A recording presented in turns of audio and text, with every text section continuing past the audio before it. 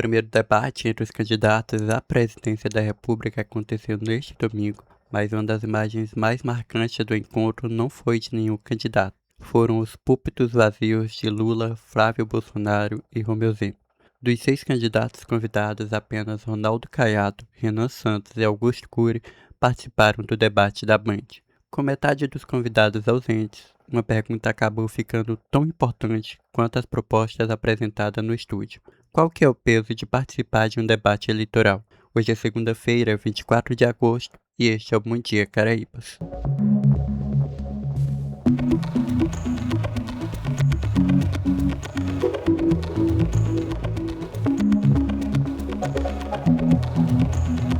Afinal, para que serve um debate? Um debate eleitoral, ele tem uma característica que diferencia de uma propaganda de campanha ou de uma entrevista individual.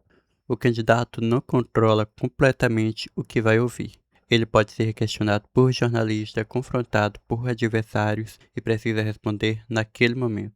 É justamente esse confronto que permite ao eleitor comparar posições, observar como cada candidato reage sob pressão e conhecer propostas que muitas vezes ficam resumidas ao discurso de campanha. Por esse motivo, o debate também se torna um risco. O candidato pode apresentar bem suas ideias, mas também pode cometer um erro, perder a paciência, não responder a uma pergunta ou ser colocado diante de uma contradição.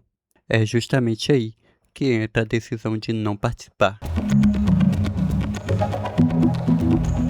Por que o candidato decide faltar? No caso deste primeiro debate, Lula decidiu não participar e Flávio Bolsonaro também ficou de fora. Romeu Zema anunciou a desistência depois das confirmações das ausências de Lula e Flávio. A campanha de Zema afirmou que havia concordado com a mudança da data do debate, originalmente marcada para 16 de agosto, na expectativa de que Lula participasse. Com a ausência do presidente e de outros candidatos, segundo a campanha, a mudança teria perdido o propósito. Lula, por sua vez, questionou as condições de participação no encontro. E aqui existe uma questão estratégica. Participar de um debate significa aceitar ser confrontado. Não participar significa abrir mão desse confronto, mas também evitar os riscos que ele pode trazer. É uma escolha de campanha. O problema é que o candidato não controla o que será dito sobre ele, mesmo quando não estar presente. E foi exatamente isso que aconteceu na Band. Durante o debate, os candidatos presentes falaram diversas vezes sobre os que não estavam lá. Renan Santos começou sua participação criticando os púlpitos vazios de Lula e Flávio. Ronaldo Caiado também lamentou as ausências. E Augusto Cury, que chegou a anunciar que não participaria do debate antes de mudar de decisão, criticou principalmente a ausência de Lula. Ou seja, Lula, Flávio e Zema não estavam no estúdio, mas continuaram fazendo parte do debate. Isto mostra um efeito de ausência. Quando um candidato está presente, ele pode responder imediatamente a uma crítica. Quando ele está ausente, os adversários podem ocupar esse espaço com a própria versão dos fatos. Depois, a campanha pode responder pelas redes sociais, em entrevistas ou em outros espaços. Mas não é a mesma coisa que estar diante do adversário, ao vivo, e ter direito à resposta naquele momento. E o debate perdeu importância? Não necessariamente. Mesmo esvaziado, o encontro serviu para apresentar 3 candidatos ao eleitor e colocar alguns temas no centro da discussão. Segurança pública foi um dos principais assuntos. Também houve discussão sobre o fim da escala 6x1, educação, economia, violência contra as mulheres e a relação entre Brasil e Estados Unidos. Mas existe uma diferença importante. Um debate com 6 candidatos permite ao eleitor comparar 6 projetos no mesmo ambiente. Um debate com 3 oferece uma comparação muito mais limitada. Por isso, a ausência dos principais nomes altera a própria dinâmica do encontro. A Folha de São Paulo classificou o episódio como o debate inaugural com o menor número de participantes desde 1989. E o que os analistas observam? A leitura de especialistas sobre a ausência passa justamente por esse equilíbrio entre risco e exposição. Para um candidato, o debate pode ser uma oportunidade de ganhar visibilidade, especialmente quando ele ainda precisa apresentar o seu nome ao eleitor.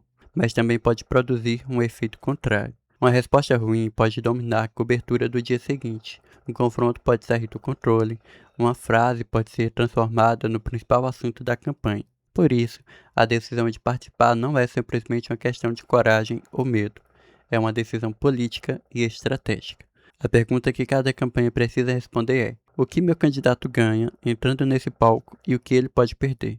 No caso da Band, 3 candidatos entenderam que valia a pena estar ali. Outros 3 fizeram uma escolha diferente. E o que fica para os próximos debates? O primeiro debate deixa uma lição importante para esta eleição. O debate não é apenas palco para apresentar propostas, é também um teste de capacidade de resposta.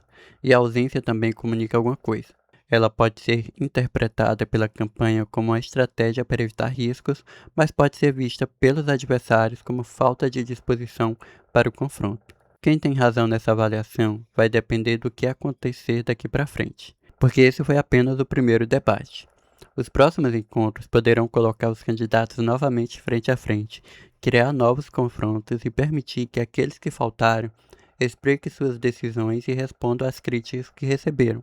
No final, o que importa é que o eleitor tenha acesso a mais de uma forma de conhecer os candidatos, suas propostas, suas respostas e também a maneira como eles lidam com o confronto. E talvez essa seja a principal pergunta que fica depois deste primeiro debate. Quando chega a hora de escolher, o eleitor vai considerar apenas o que cada candidato promete ou também como ele se comporta quando precisa responder ao adversário?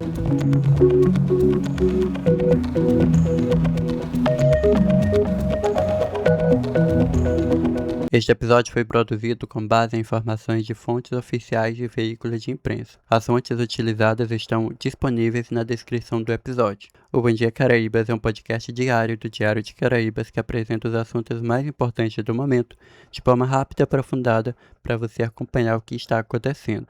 O programa vê ao ar de segunda a sexta, bem cedinho, no site do Diário de Caraíbas e no seu tocador de podcasts favorito. Eu sou Arnaldo Silva e este episódio fica por aqui. Uma ótima semana e até amanhã.